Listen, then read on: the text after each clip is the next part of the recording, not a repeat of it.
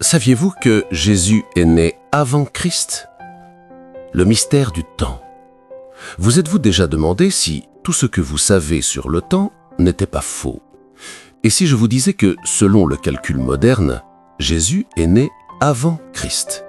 Une affirmation qui semble impossible, absurde, voire hérétique, mais qui devient logique lorsqu'on comprend comment le temps a été créé, quand on a commencé à le compter, et comment nos références historiques ont été établies bien après la naissance de Jésus. Préparez-vous, car aujourd'hui, nous allons explorer non seulement l'histoire, mais aussi les 4 dimensions qui façonnent notre existence. Longueur, largeur, profondeur, et la plus mystérieuse de toutes, le temps. Le temps, la 4e dimension qui n'existe pas. Nous vivons dans un monde physique, composé de 3 dimensions spatiales. Longueur, largeur et profondeur.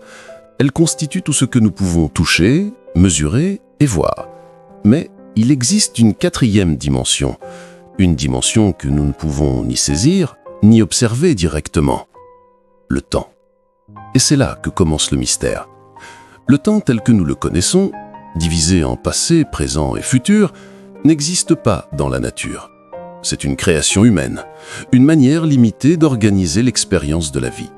D'un point de vue spirituel, philosophique et même physique, seul le maintenant existe. Le passé est fait de souvenirs, le futur est fait de projections, mais le présent est le seul véritable point d'existence. C'est pourquoi Dieu est dit omniprésent, parce qu'il est au-delà de la ligne du temps, au-dessus de la 4e dimension. Il ne marche pas dans le temps. Il est simultanément le commencement et la fin, le « je suis ». Pour le Créateur, il n'y a ni avant ni après. Tout est perçu d'un seul coup. Un tableau complet, une symphonie éternelle jouée sans interruption.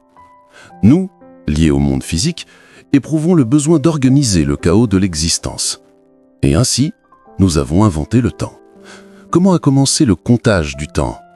Contrairement à ce que beaucoup pensent, il n'existe pas de comptage universel du temps à travers l'histoire. Chaque civilisation a choisi un point de repère.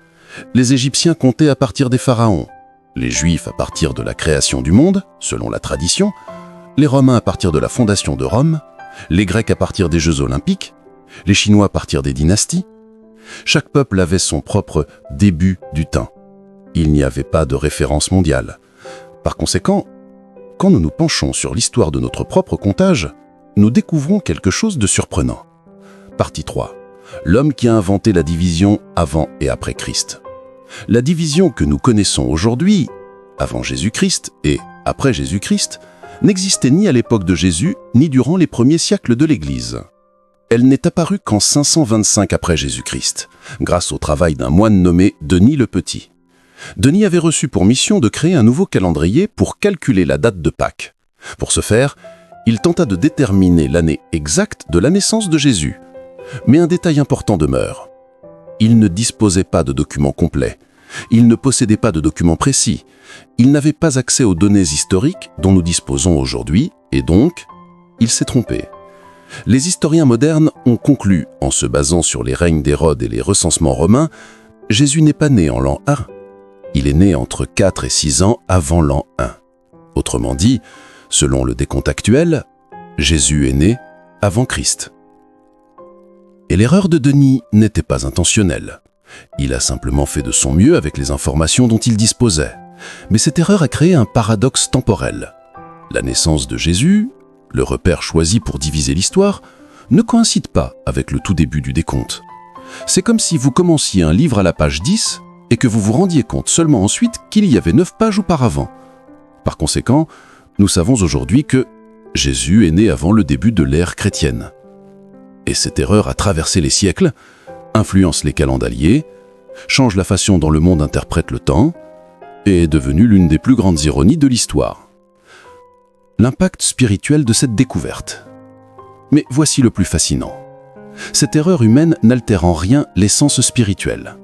La venue du Christ n'a pas commencé avec un calendrier. L'impact de Jésus ne dépend pas d'une date. La signification du Messie transcende la structure même du temps. Avant même notre naissance, avant même notre formation, avant même l'existence de toute horloge, il était déjà là. Le Christ n'est pas limité à notre ligne temporelle.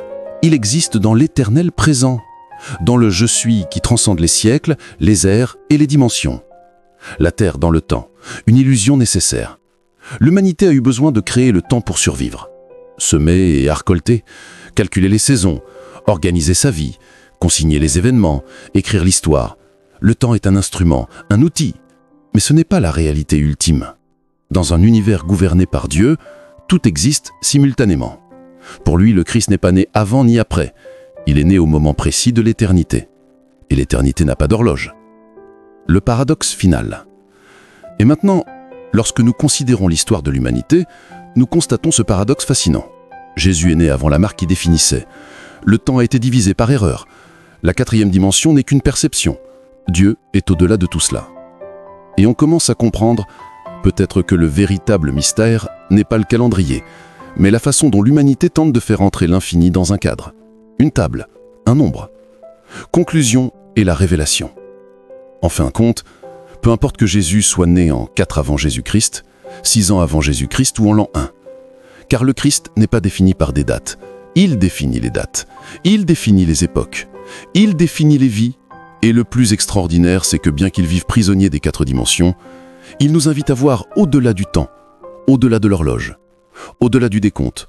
Pour Dieu, hier et demain ne sont que maintenant. Et c'est dans cet éternel présent que Jésus continue de transformer le monde.